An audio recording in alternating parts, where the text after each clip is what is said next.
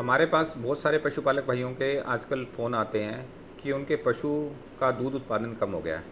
तो पशु में दूध उत्पादन कम होने का सबसे ज़्यादा मेन रीज़न रहता है कि पशु के पेट के अंदर परजीवी होना, जिसको आप कहते हैं कि कीड़े होना।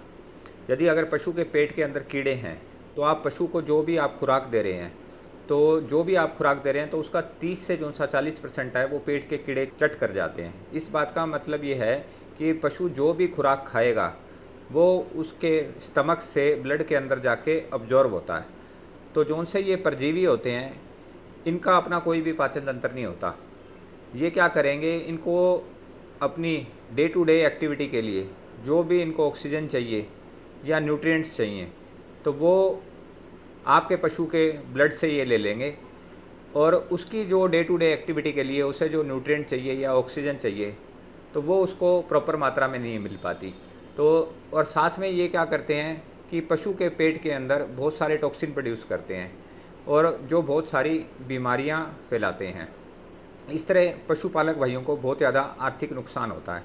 तो इन सभी समस्याओं के समाधान के लिए आप क्या करें, पशु की समय समय पर डिवॉर्मिंग कराते रहें, उसको पेट के कीड़ों की दवाई ज़रूर दें। साल में आपको 4 बार डिवॉर्मिंग करानी बहुत ज़्यादा ज़रूरी है और कोशिश करें कि हर बार जिस भी दवाई से आप डिवॉर्मिंग करा रहे हैं, तो अगली बार उसका सोल्ट बदल दें, क्योंकि जो उनसे ये परजीवी होते हैं ये बहुत ही चालाक होते हैं। यदि आप हर बार दवाई नहीं बदलेंगे, तो ये एक ही दवाई को अगर आपने लगातार यूज़ किया तो ये उससे रेजिस्टेंस डेवलप कर लेते हैं और अगली बार उस दवाई से ये मरेंगे नहीं। तो हर बार अगर आप आए 3 महीने के बाद अगर दवाई बदल के देंगे, तो ये आपके पेट के कीड़ों को मार पाएंगे और पशु को और बीमारियों से बचा पाएंगे और साथ में जो सा उसका दूध का जो सा उत्पादन है वो बना रहेगा। अब मान लो यदि आपके पशु के पेट के अंदर कीड़े हैं, तो आपको पता कैसे चलेगा?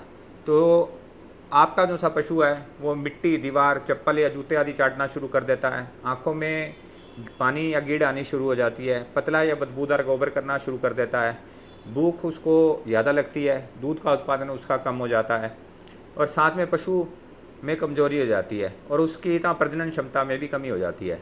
तो इन सभी समस्याओं के समाधान के लिए, पेट के कीड़ों को मारने के लिए आप सीफ्लुक डीएस आती है वेक्स्ट्रा हेल्थ केयर कंपनी की, 6.3 ग्राम की बोलस आती है, आप इसको इस्तेमाल कर सकते हैं।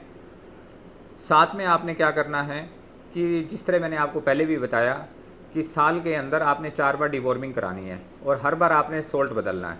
तो नेक्स्ट टाइम जब भी आप डिवॉर्मिंग कराएंगे, पहले 3 महीने आप सीफ्लुक डीएस से करा दें, अगले 3 महीने के बाद कैटमैक प्लस आती है, इस बोलस से करवाएं।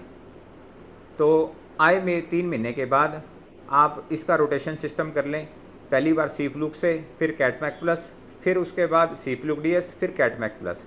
और यदि आपका पशु अगर पतला बदबूदार गोबर कर रहा है, तो उसको ठीक करने के लिए आप साथ में वेटजाइम एक्सेल पाउडर भी यूज़ कर सकते हैं।